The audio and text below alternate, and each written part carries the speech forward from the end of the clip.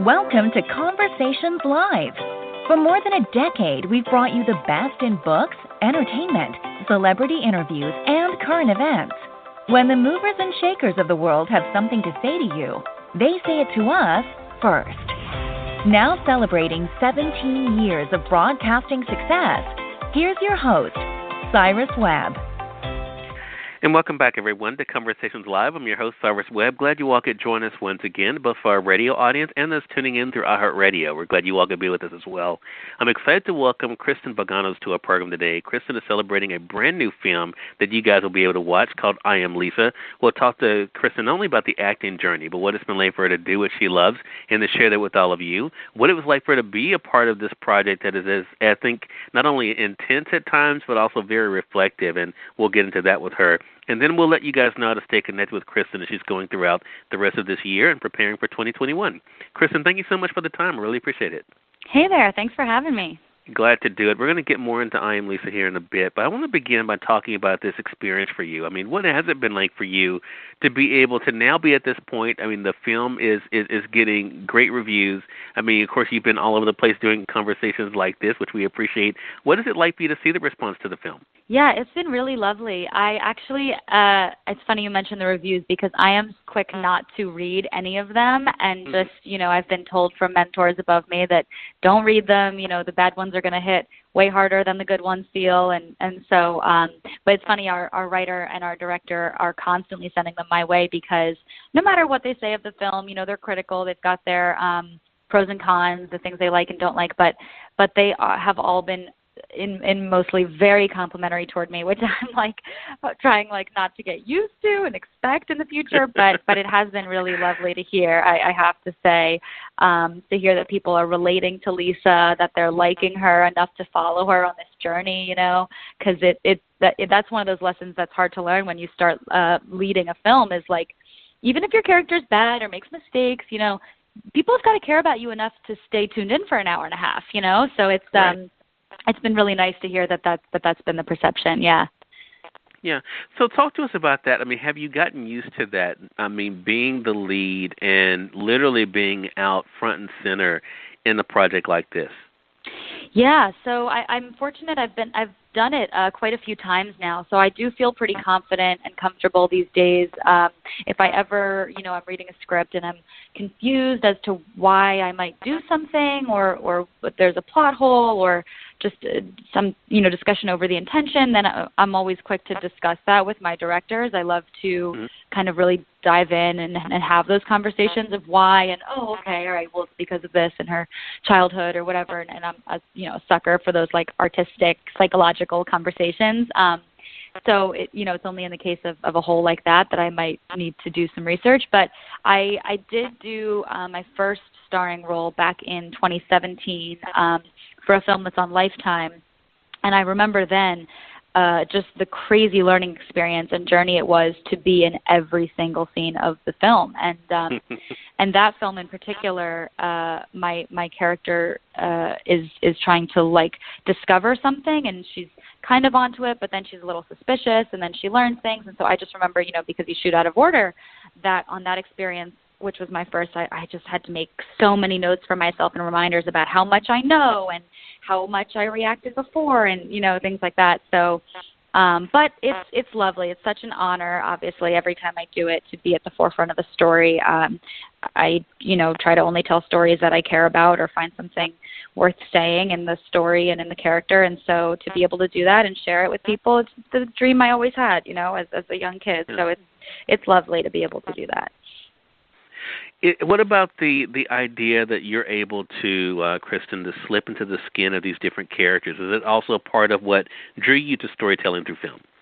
Yeah, absolutely. So my friends and I always used to joke that I was the group's psychologist or therapist. I've been just analyzing my friends and doing things like that since I was young. And I've just had such an interest in human behavior and impulse and why we do things and why we do them over and over sometimes. And it's so I took a lot of psychology courses in school, and I majored in acting at Tisch, but I took so many other courses just because that was where my interest lies. And for me, the way that I, do that and examine other people, and whether they be living near me, friends of mine, or just characters, fictional on a page, is just, I love to just get inside their brain, and then I take it a step further, and I take it on, and I embody it, and I present it to people, and hopefully show audiences, just a mindset or a life experience that they've never thought of before, that they've never experienced, that they can try to empathize. Empathy is like the name of the game for me. So the way that I try to spread it and just kind of cope with everything in this world is through acting and through kind of just stepping into other people's shoes. So that's really fun, and that's definitely something that I've been doing in one way or another since I was young. Well, I'll tell you, there's so many, things. I think when people kind of look at your journey, Kristen, for them to think about, wow, what you've been able to do, and not only, of course, in entertaining others, but also in showing other people what's possible. You, like the rest of us, you're on social media. I think, a lot of us, myself included, we're on it more these days because of things that are happening. How does that feel to have the benefit of having a project like I Am Lisa, being able to talk about and promote during a time where so many things are at a standstill? Sorry, could you repeat that last part? Yeah, sure. When so many things are at a standstill, how does it feel for you to be able to have a project that you can be able to talk about and share like I Am Lisa? Great. Yeah. It's been wonderful. I know it's been so hard kind of coping with the lack of opportunity and lack of creative spaces these days with, the pandemic and all that. So I feel very grateful to have something to kind of reminisce and be nostalgic about. And I'm also very fortunate that I have been working a bit recently, so that's been really nice to keep that muscle moving and creating and feeling creative. But it's so lovely too to just finally, so many people pour so much hard work into these movies, and indie film is just where my heart is. I hope to do much, television and all of that, but I just think indie film is where hearts and souls can come together without, the pressure of a network or anything like that, and just authentically tell a story. So I'm so happy anytime an indie film gets out and it gets to the masses and people get to share the story, and those who worked so hard on it get to feel accomplished. And that's certainly been the case for us. We're just loving the response, and we're working on a few things together in the future, actually, between myself, the writer, and the director. So that's been a good way to fuel the empty time and space, is by just working on things that will happen as soon as it's safe for them to. It's been lovely, yeah. Yeah. Well, I know we'll be looking forward to that. I want to say, for those who are just tuning in, it's on the radio side or online. You're listening to Conversations Live. We're excited to welcome Kristen Vaganos to our program today. We're talking to Kristen not only about the journey of doing what she loves, but also the new film that you all can watch, I Am Lisa. So I think it's an interesting thing about this film, because as people are watching it, as I was, I think, you're able to see this story almost within a story, right, of not only, of course, what happens to this individual, but what happens to all of us in some ways, how when we are faced with events, sometimes out of our control, our response to them. What was it like for you to embody that, Kristen, in the character Lisa in this film? Yeah, it was so wonderful. I think that what makes her, so interesting is that we can all relate to her on a certain sense. We've all been bullied at one point in our lives.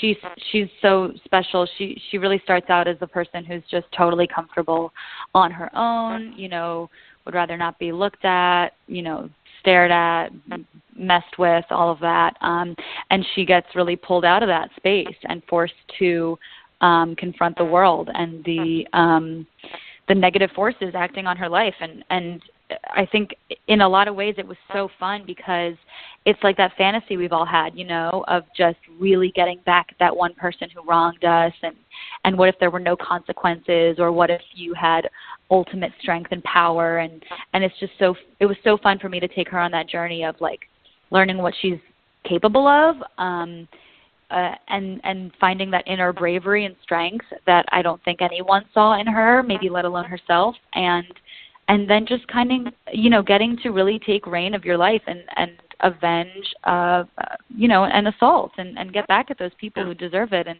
and have unlimited strength to work with. It was like playing out a fantasy in a lot of ways, and I hope that people feel that when they watch it and root for her. And I think a lot of us can relate to where she's at. So it felt great. Well, I think they'll definitely enjoy being able to watch it. Again, you guys can watch it on demand. Of course, I mean, virtual theaters have been a big thing this year. I'd never even heard of that term before, Kristen, before 2020. But hey, I think anything that gives us some sense of normalcy these days, I think, is a great thing. So definitely make sure you guys check out I Am Lisa. And Kristen, how can our audience stay connected with you? Sure, yeah. So I've got a website, KristenVaganos.com, and then on all the socials, I am at KVaganos, and you can keep up with me there. I've got, in addition to I Am Lisa, I've got another film coming out in December called Obsessed with the Babysitter, and a few more between now and 2021. So stay tuned, everyone, and thanks. All right. Well, Kristen, thank you so much for the time. I really do appreciate this, and looking forward to having you back on the program again. Yeah, thanks so much, Cyrus. Have a great one. You do the same thing, and we thank you, our audience, for tuning in to another great segment of Conversations Live. Until next time, I'm your host, Cyrus Webb, saying, as always, enjoy your day, enjoy your life, enjoy your world. Thank you all for choosing Conversations Live. Let's make today amazing. Take care.